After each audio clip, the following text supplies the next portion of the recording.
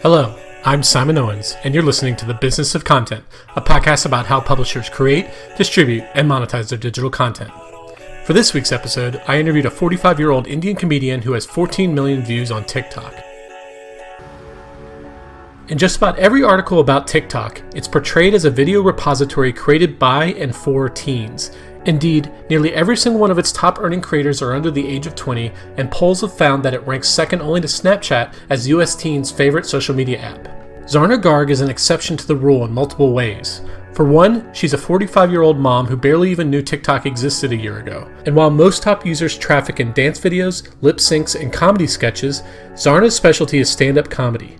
Many of her jokes aim to capture the South Asian immigrant experience, and she says she's carved out a niche explored by very few comedians, both inside the US and in India. Here's an example of one of her first jokes that blew up on TikTok, garnering 2.3 million views. I've never said I love you to my husband. It's only been 21 years, what's the rush? But if he said it to me, I'd know he's cheating on me. With a white woman. Where else would he get this nonsense? I interviewed Zarna about how she cracked the TikTok algorithm, what impact her success has had on her comedy career, and how she's leveraging that success to try to break into Hollywood. Before we jump into the interview, I want to talk a little bit about this podcast you're listening to right now. There's a lot of work that goes on behind the scenes. I first have to scout out new interview subjects and locate their contact information. Once they agree to come on the podcast, I get on the phone for a pre-interview with them so I can take notes that will aid me during the actual recorded interview. After that, we schedule the podcast interview, and the day of, I pull together a list of discussion topics from my notes. The interview takes about an hour to record, then I have to edit the interview, write a script for the intro, and then piece the entire thing together and publish it. It doesn't stop there though. I then create a transcript of the interview and format it for a web article so it's more easily shareable. Why am I telling you all this? Because as you may have noticed, I don't carry ads on this podcast. I don't derive any direct revenue from it, and currently it's not sustainable from a financial perspective. The only way you can support its long-term sustainability is by becoming a subscriber to my Substack newsletter. Subscribing gets you lots of free newsletters, as well as subscriber-only case study interviews with some of the most successful entrepreneurs in the media business. To subscribe, go to simonowens.substack.com. That's simonowens.substack.com. Or just Google the words Simon Owens and newsletter. Okay, now on to my interview with Zarna. Hey Zarna, thanks for joining us. Hey Simon, thank you so much for having me. So you've racked up millions of views on TikTok, but you don't resemble the average TikTok star. For one, you're not a teen, right? That's right. I have teen kids though. And you're how old? 45 years old? I'm 45, yes. Soon to be 46. And so you do stand-up comedy that you kind of splice up and put on TikTok, but you haven't actually been doing stand-up comedy for that long, right? Like, in fact, you have a law degree, right? That's right. I'm licensed to practice law in New York City. I've been doing stand-up for a little over a year. And what was kind of your law background? Did you work in like a firm, or what were you doing? So before I had kids, I worked in litigation in Manhattan at one of the law firms. Then we had kids, and I was a stay-at-home mom for just over 15 years. And were you ever planning to go back into the law, or was that kind of just like a different part of your life that you kind of sunsetted? You know, it was always an option. When my third child started kindergarten and went back to school full-time, I thought I wanted to go back to work. And law was obviously always an option. But to tell you the truth, I was a really bad lawyer. I mean, I was like, he's guilty. Just take him. I was not really ever the best lawyer. And I felt like I had this inner itch to do something different, something that hasn't been attempted before. I wanted to be a first mover in a new space. And I couldn't figure out what that was. But I mean, law was always an option, was in the back of my mind, but really was not my preferred choice. And how did you start first thinking about trying stand-up comedy? Because there's always that big leap where you go up and do your first open mic or whatever. What was kind of the path that led you to that first open mic? So people have told me my whole life that I'm funny. But if you're Indian, that means nothing. That's like saying to somebody, you have a sunny disposition. Like, what do you do with that? Nothing. And I didn't know what to do with it most of my existence. And my daughter said to me, "Why don't you try comedy?" And I thought she was crazy. I was like, "What are you talking about?" I grew up on watching Seinfeld or the big greats on screen, but I never thought I could be one of them. So I was like, what? What am I going to go up there and say? And nothing I say is going to be interesting to anybody anyway. And she kind of pushed me and said, "Why don't you at least try it?" And I have no idea how I ended up in the basement of a Mexican restaurant at an open mic. I mean, it's all one big blur now, how I got there. And, I just showed up. Somebody said, "This lady helps new people get started." And I showed up and I stood in line and I wanted to see what was going on. But before that, you were like screenwriting, right? Yes. So I have written a screenplay, and that was part of the struggle. I wrote a rom-com. So if you notice in Hollywood, brown people movies are heavy, sad. Like there's a lot of sadness in the world in general, but our movies tend to be more in that space in Hollywood. So I had decided that I wanted to write a movie. I've watched movies my whole life, like most of us. And I was like, why doesn't somebody try to write like a fun, happy wedding movie? I mean, Indians are the original wedding people. And after a lot of soul searching, I was like, maybe I should do it. I should learn how to do it. How hard can it be? And I went down that road, learned how to write for the screen, which I realized is its own thing. It's not like writing a story. Like screenwriting is its own separate skill. So I wrote the story, and which I thought was a masterpiece, of course, because I wrote it. And before I started marketing it, I was wondering, I think it's funny, but how do I know it's funny? So this was another reason I was very interested in the whole funny business space. Like, how do people verify that their written material is actually funny in real life, delivered by people? And so with the stand-up, was your first stand-up, was that kind of just taking some of the jokes from the screenplay and repurposing it for stand-up comedy, or was it? Yeah, it started. That's when the open mic had kind of revealed itself and I discovered what stand-up comedy was. But the first open mic I went to was eye-opening to me, because I couldn't believe that people just stood there and did this for a living. Like, I remember the first words out of my mouth was like, white people do this? Because to be like, I watched the people go before me and they were like making jokes about the president or the prime minister or whatever. Like, I don't think people in America realize how rare and unusual that is. Like in India, I would be scared that I would be jailed for that. So I was really shocked. And then once I got up there and I realized, oh, they're looking for little anecdotes, my wheels started spinning. And I had so much written material in my screenplay that I started pulling jokes out of my screenplay. And it was amazing to see those jokes land in real life. And if you listen to a lot of interviews with famous comics, like they talk about the grueling work in those early years where they're just going to open mics, they're bombing a lot, stuff like that. Was that kind of your journey, was like going just open mic after open mic and these little tiny crowds and just trying to get them to just kind of learning the craft as you went? Absolutely. So you have to have a very thick skin. Luckily, I'm an Indian woman. I have it.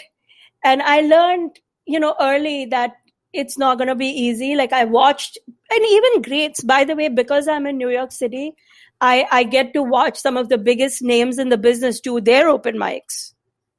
And I watch them like, okay, people get excited for a second, but if their joke is not funny, no one's laughing. So you were going to comedy clubs not just to do the open mics, but you were going also as a student and watching a lot of stand-up. Exactly, because I started late. I feel the time inside my heart. Like I don't feel like I have time to just putz around and have a drink. I go into the clubs and I'm literally watching the whole scene play out. Like who's getting booked, who's doing the booking, who's able to bring people into the clubs. Like the business of it really fascinated me, and I just took it all in as a student, and I continue to do that now in the digital space and in the outdoor space. And one of the talk about this, like one of the interesting economics of open mics is it's somehow predicated on you bringing people, right? And that's where kind of like a light bulb moment happened for you, where you got really successful at bringing your own crowds to these open mics. Yes. So open mics, I think you can pay $5 or $10 and do. You don't have to bring people. But in order to get on a show, any show, you've got to bring people. It's called a bringer show. I learned this last year. And basically, they'll give you 5 minutes or 10 minutes, depending on how many people you bring in, because essentially the clubs need to recover their costs with the drinks and the food and all of that. So I did 1 or 2 shows, and an Indian woman comedian is so rare that the minute I put the word out in my community, like 50, 100 people showed up. If I needed 5, if I put the word out hoping 5 people come in, I would have 85 people show up. And most comedians, like they're just like their friends almost kind of roll their eyes because they're always trying to get them to come to their improv or their open mic or something like that. But you actually had people who were not only more than a few, but the people who were actually enthusiastic about coming to see you. Absolutely. I mean, my community has supported me in the biggest way. My friends brought their friends. People drove from New Jersey, Connecticut. I would get people on my Instagram DM saying, we're coming from Connecticut. And I would have to tell them, I'm only going to be on stage for 5 minutes. Probably only 1 minute of good jokes. Please don't come. But they were so excited that an Indian woman was doing this, and they really supported me. So, and it also became like, it wasn't just new for me. It was new for my whole community. They were so fascinated. Like, what is happening in these clubs? And because you did relational comedy and these were people who had similar experiences to you, you killed very early on, right? Yes. I mean, like, for example, mother-in-law jokes are very common. There's like a huge history and tradition of doing mother-in-law jokes in America, right? But no one in India does them. No one.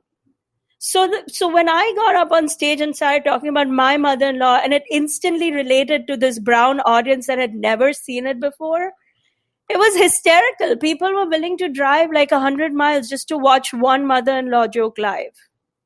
And how did the other like white comics who were there for the open mic night, how did they react to this? I think they've been shocked.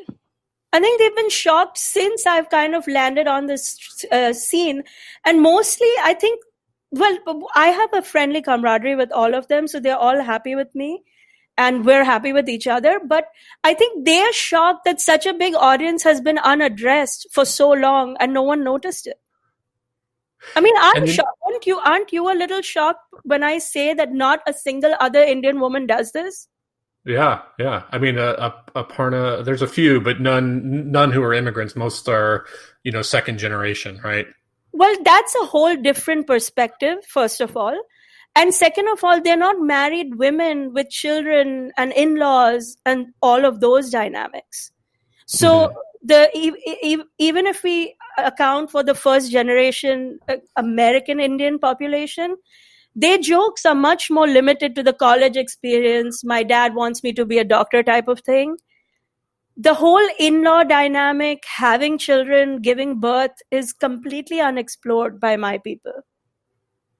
And then you eventually moved beyond the open mics and started producing your own shows. But I think there was kind of like a middle ground in there where you told me this great anecdote about how there was like a show, like an annual festival called like Made in India or something like that. Yeah. And you noticed that the guy who was producing it, he wasn't featuring any women. What happened when you noticed that? So I noticed that the flyer, it was part of New York Comedy Festival, which is a big deal in the comedy world. And the flyer had 4 men and the show was made in India. So I went to Caroline's, the club that hosted it, and I spoke with the booker and I said, India is a female majority country. How is it that you don't have a single woman on this flyer? And he actually was very nice. He said, we're trying to get women. We just can't find one who can perform at this level. And I was like, or at all. Actually, the guy told me, or at all, like no one is willing to do it. And I said, have you looked in New York? And at the time when I went in to ask him, I wasn't lobbying for myself. I was just curious, why was this a problem? Like, I was looking through business eyes, like, why does this problem exist and how can we resolve this? Maybe there's an opportunity here, right? And he was looking at me as a potential performer. So he said, well, if you're a comedian, why don't you do it? And I was like, but I'm really new. And he said, no, I think you can do it. You should do it. And that started a whole journey to like accelerating how to be a headliner, like literally overnight. And how did that go? Was that the biggest crowd you had ever seen until that point? It was amazing. It was the biggest crowd I've had, and my first headlining gig. So a full, almost 40-minute set by me alone. I mean, until then I had done 10, 12 minutes. And people turned out. We sold every seat. There wasn't even standing room. And by the way, I've never paid a single dollar in marketing yet. So it was all word of mouth or Instagram posts or basically like community flyers saying, I'm doing this, please consider joining us. And it also, curiously, was not all Indian people. That was the one revelation. There was like a lot of white people, black people. It was like the curiosity was off the charts. And it was amazing. And I took it on as a challenge. I had faith that people would understand that I'm trying to do something new. And I think they came in knowing that they're going to have a good time no matter what, because I also was the producer of that show. So I'm very meticulous in all my production details. I knew that things would work a certain way. Like the people who were going to go before me would be a certain type of setup. I knew that the seat, all the little production details that producers take care of were handled. And you eventually moved beyond open mics and you did start producing your own shows. Tell us what that actually means in practice. Like, what does it mean to produce a comedy show, especially your own? But the thing is that if you don't produce your own show, I don't know how you make money in comedy. Because let's say Comic Strip, which is a famous club, is having a show and they book you for a spot. You get paid $25 for that. So you can't make money there. So I immediately had to figure out, how am I going to make money if I'm bringing so many people in? After a point, it is a business. Like I have to be strategic with my Instagram, my posting, my recruitment, all that goes into bringing people into a club, right? So I started approaching clubs and saying, what will it take for you to give me this club for the night? And I will fill it. I will bring it. Whatever tickets I sell, they're mine. What will it take for us to have that agreement? And so they're like $1,000 and you pay them $1,000 and then you can charge whatever you want and you get 100% of those ticket sales. Exactly. Or some such. It was never 1,000. It was usually more. But what the deal that I struck with most of the clubs was, because also keep in mind, my people like to eat and drink. So this is not a college crowd. Like usually the people I attract come out for the evening. They order fruits, they order drinks, they order champagne bottles. It's a little different from the college crowd that might not even order that second drink. Were you getting a cut of the food and alcohol sales as well? Never. I never got a cut of the alcohol sales or the food, but I got a great deal on the ticket. Essentially, they all said, if you can sell more than X number, 30% of the room or 40% of the room, then we don't charge you anything. The entire ticket is yours and food and drink is ours. So that became the deal. And I always, I never not sold that threshold amount. So it was a great deal for both of us. And more clubs became interested in having me because I could pull crowds even on a Tuesday or a Wednesday night when many comedians couldn't. And how were you pulling these crowds? Like you said, it came from your community, and I know, you have a tight-knit community, but was that 100% it, or were you like doing other kinds of marketing or collecting email addresses or anything like that? Well, it grew. So the community helped me get started, and then I started getting strategic about it. So I started reaching out to companies that have a lot of Indian employees. For example, Google has a headquarters in New York. Facebook has an office. I was like, they're all Indian people. HR is always looking for fun things to do. Now, if you were to take your staff out for a baseball game, that's a lot more expensive than coming to a comedy club. So I started reaching out different corporations, companies, and even smaller, like dentist office, pediatrician offices. And I would say, why don't you guys plan a night out at my club, at my show? It's a family friendly. I only do clean humor, and anybody booked on my show has to be 100% clean.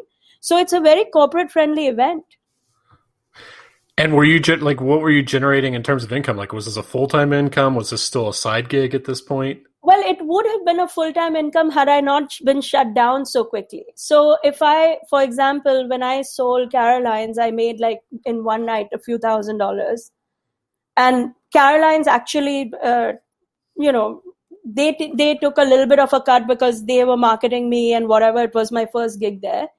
But I would have, like, if I was doing a show at Caroline's every month and 3 other clubs, it could have been a full-time income, Unfortunately, it kind of got shut down very quickly because of COVID. And, at its height before it got shut down, like in a 31-day month, how much stand-up comedy were you doing? I was performing six nights a week for sure. Some weeks, 7 nights a week.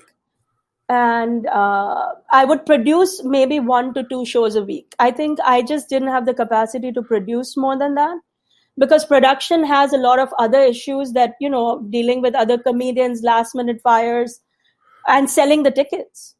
So I would perform 6 to 7 nights a week, but I would produce maybe 1 to 2 shows a week.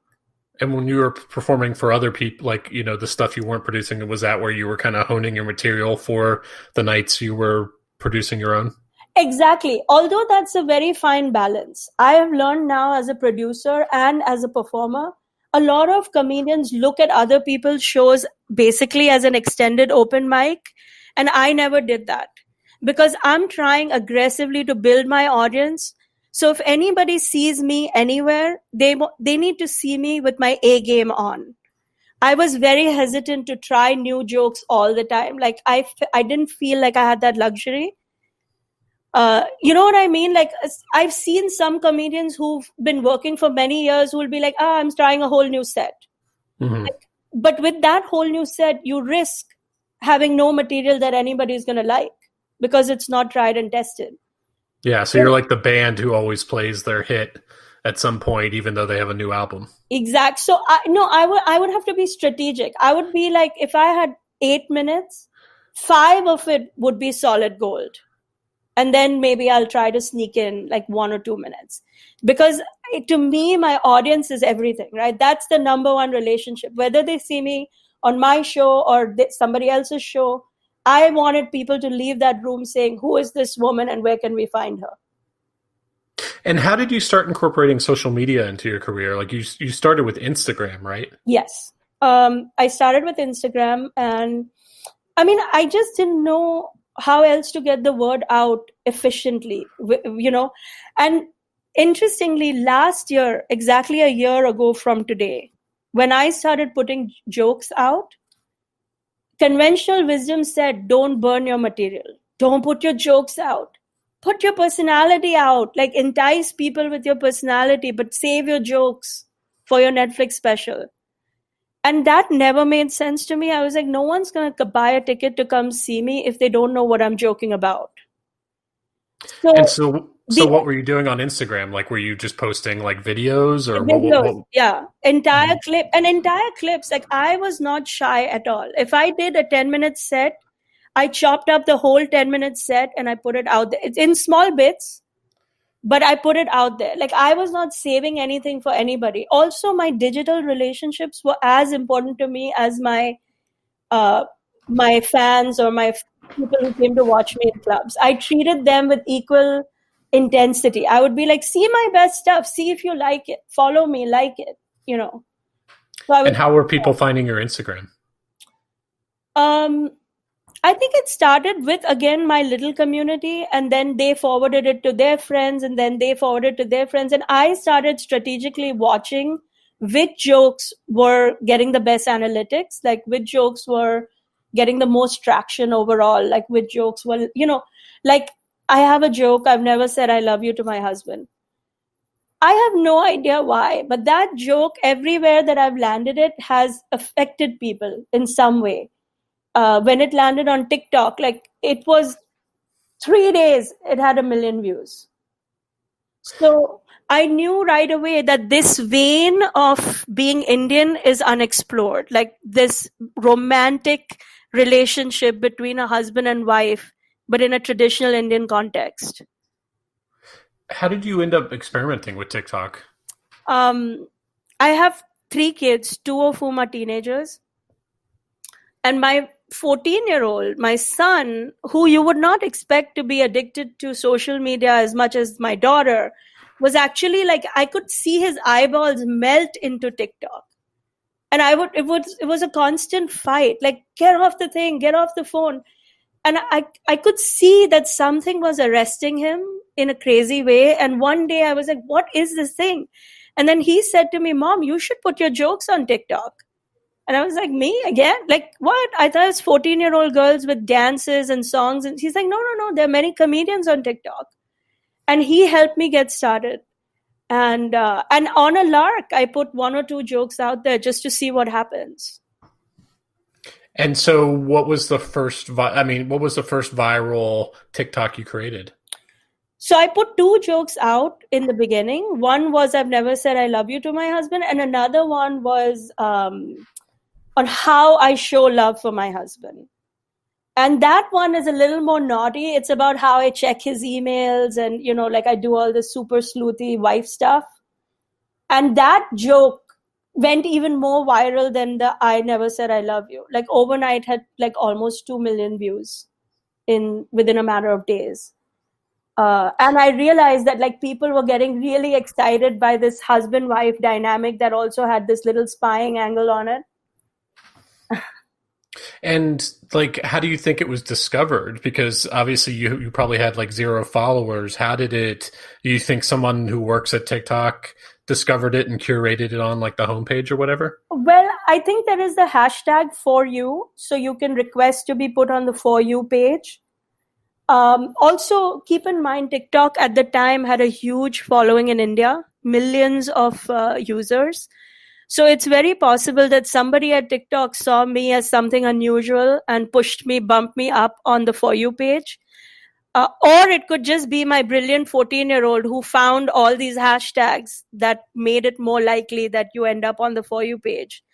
But once I did end up there, it went viral because people were just forwarding it like crazy. Like those analytics I could see, like there were thousands of forwards a day for those jokes. So it kind of just grew, like as people found their giggles with it, they wanted to share it with their community, friends, and family.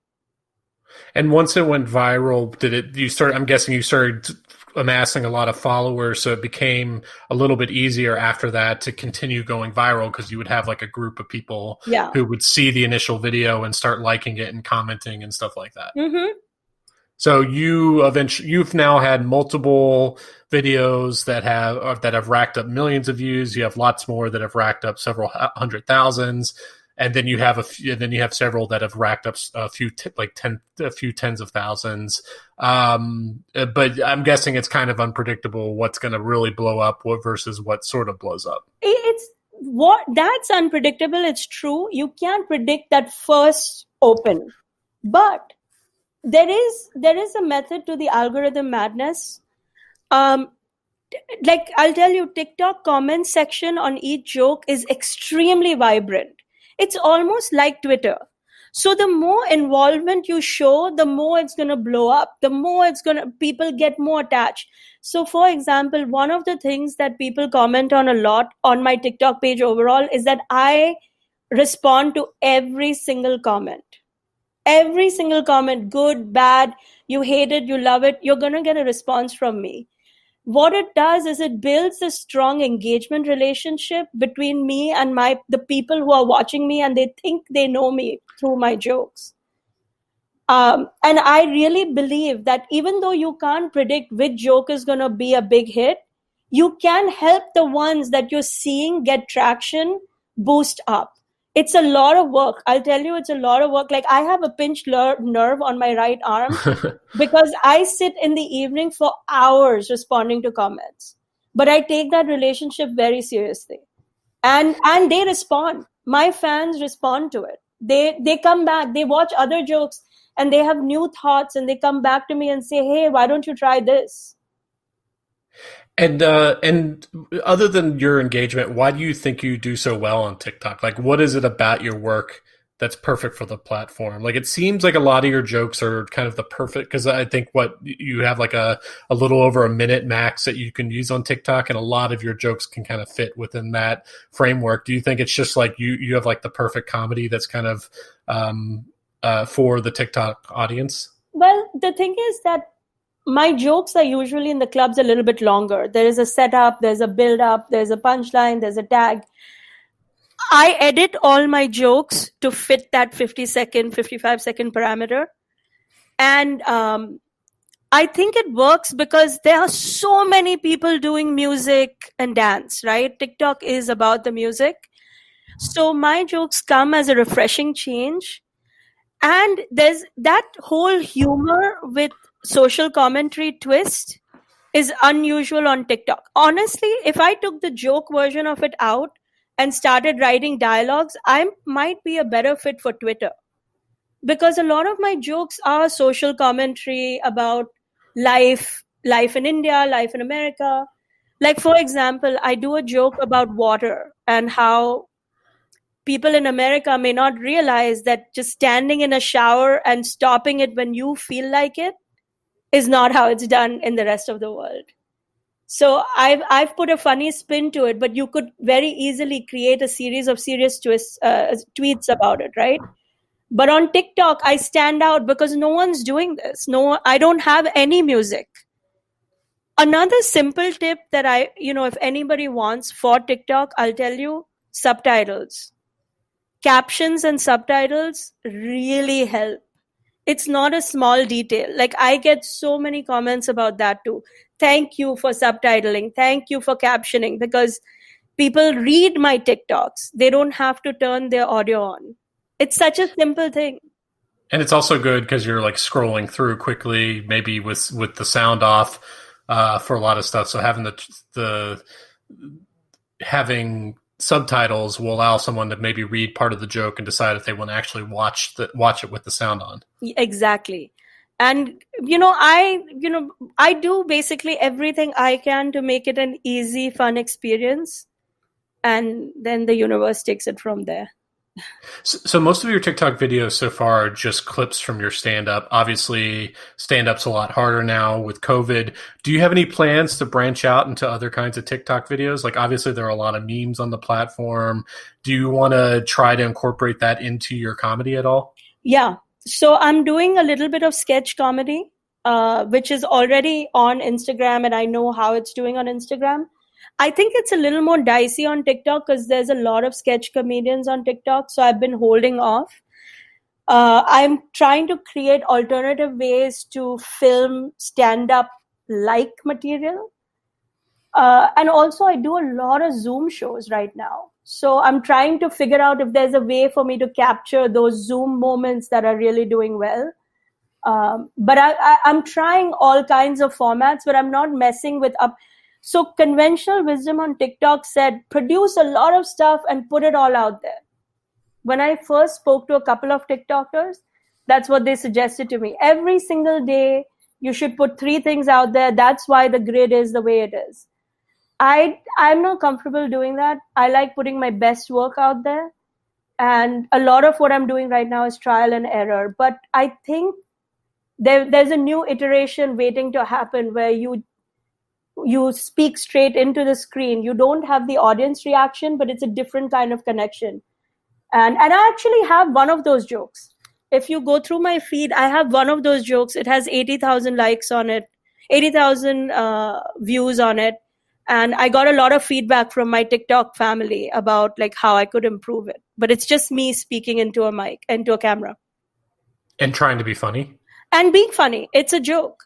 It's a joke that I know would kill in a club. But do you find it funny without the audience and without the whole big reaction? So I've done it and I've posted it and I've gotten a lot of good feedback on it. So, and you mentioned you're doing Zoom shows. What does that mean? So I sell a lot of Zoom events. I do now. There's Zoom weddings happening all over the world. I just did Zoom Eid parties. Eid is the Islamic New Year. People book me for their family events. So you know how they have these Zoom parties where they hang out with each other on Zoom now all over the world. So they hire me to come in for like a 20-minute, 30-minute gig, and I do jokes specifically for them. Sometimes I customize them. That's an extra cost. But I customize, like I got hired for 50-year-old birthdays, 60-year-old birthdays, retirement parties, you name it. Yeah. Well, also, like, now that you have connections with HR people, feels like you could do corporate gigs too. And I have. Because there's a lot of Zoom fatigue. I mean, people are tired. They haven't seen anybody. So this was actually, exactly. So the people who came to a lot of my shows, I immediately reached out to all of them. Like, hey guys, we could do a Zoom thing. So many doctor offices have hired me to do like a show for their patients, just as like a get to stay in touch kind of thing, where they invite their patients, and it's been a lot of fun. So how do you think your success on TikTok will translate to career success off TikTok? I think with TikTok, I have provided some proof of concept. The fact that I have the reactions and the number of views that I have at least gives me some reassurance that the material that I write resonates. Whether it's my screenplay, which has already been optioned, or another animated series, which I'm in talks with studios right now for, I can say to them, have you seen my TikToks? Like, you can go and check, because this is a blind spot otherwise for writers. Writers who are trying to be funny write a lot in a vacuum. There's no way to really tell that it's going to land. And I'm trying to bring that proof with me. So I hope that helps. I think my TikTok family is moving over to all my other platforms, which is also helping me. I'm about to release a 30-minute video of my full Caroline set on YouTube. My TikTok family can't wait to see it.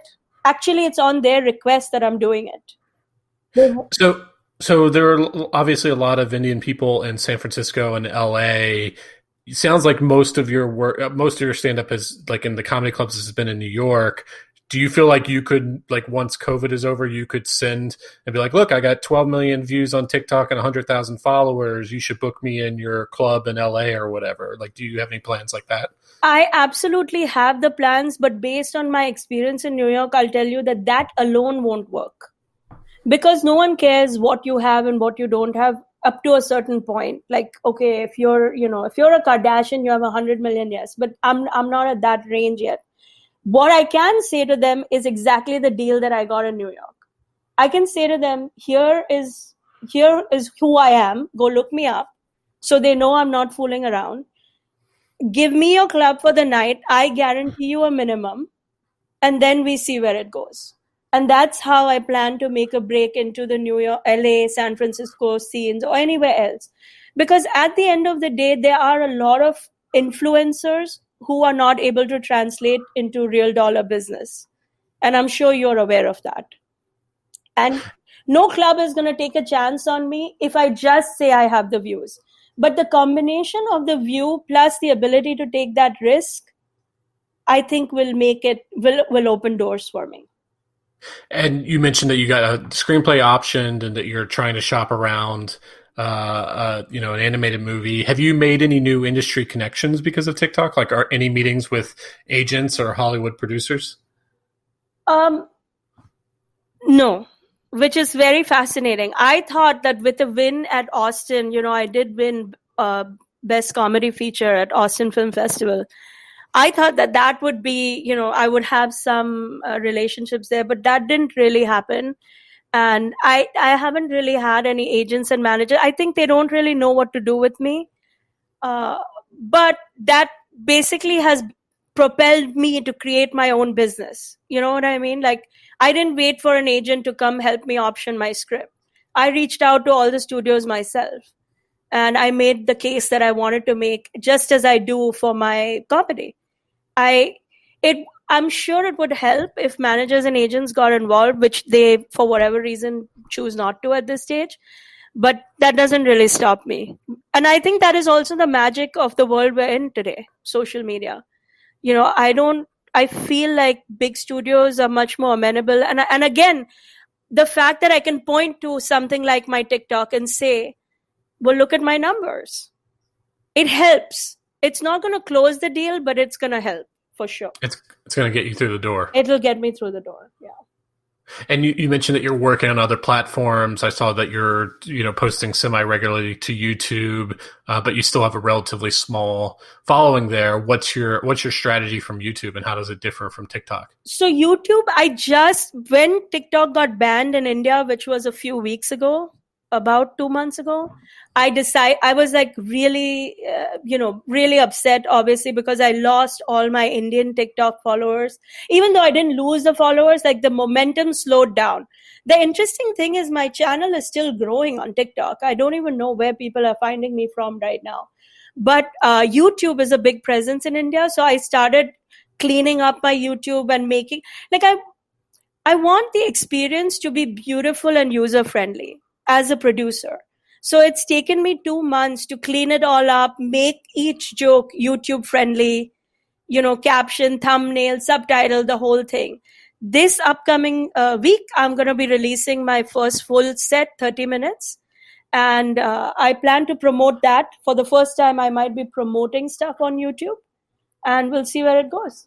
I'm very excited. I had a guy on here who he releases some clips and does his podcast on YouTube, but he found like a site that he could sell. He self-produced his comedy special and sold it on there. But you're releasing it completely for free. What's your thinking there? Well, it's new. I think I'm a new voice. So I think right now my biggest plan is to get as many people to know what I'm about. I write an insane amount of comedy and content. So my first agenda is to be known and create that first bit of audience.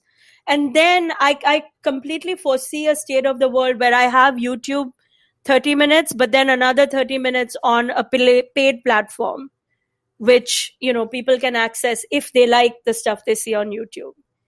I have many other options in the works, but the number one priority is to first make that audience connection worldwide. Like my audience is spread out. It's very fragmented.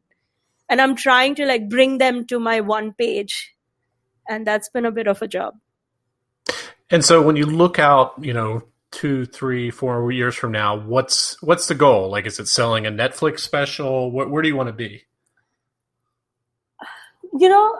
I got into comedy accidentally, but I've kind of fallen into my purpose. The fact that no brown woman like me does this really bothers me, which is why I want to be pursuing stand-up comedy with as much determination as I can. I want the world to know that a brown woman like me, who's 45 years old, who was a mother, full stay-at-home mother, I did not work for 15 years. But it can be done, the transition. So now it's about the big shows, filling out auditoriums, arenas. And I think I can do it. I think I can do it all. Once the world opens back up, there will be a demand for people to sit next to each other and laugh again. And I hope to be in that space. A Netflix special, I think, would be good. I think it's going to happen in the next year or two. That's awesome. Well, I'm definitely rooting for you. Well, Zarna, those were all the questions I had for you. Where can people find you online? Zarnagarg.com. My website has links to everything. I have a newsletter. They can feel free to subscribe. They can, stay on top of what I'm doing. But I'm on TikTok at Zarnagarg, Instagram at Zarnagarg, YouTube at Zarnagarg. Awesome. Well, this is a lot of fun. Thanks so much for joining me. Thank you so much for having me, Simon. This was a lot of fun. Okay, thanks for joining us. I'm actually on the lookout for new guests for this podcast. So if you do interesting stuff in digital content, whether you're a full-time YouTuber, a media executive, or run a cool niche newsletter, definitely reach out. My email address is simonowens@gmail.com. Okay, see you next week.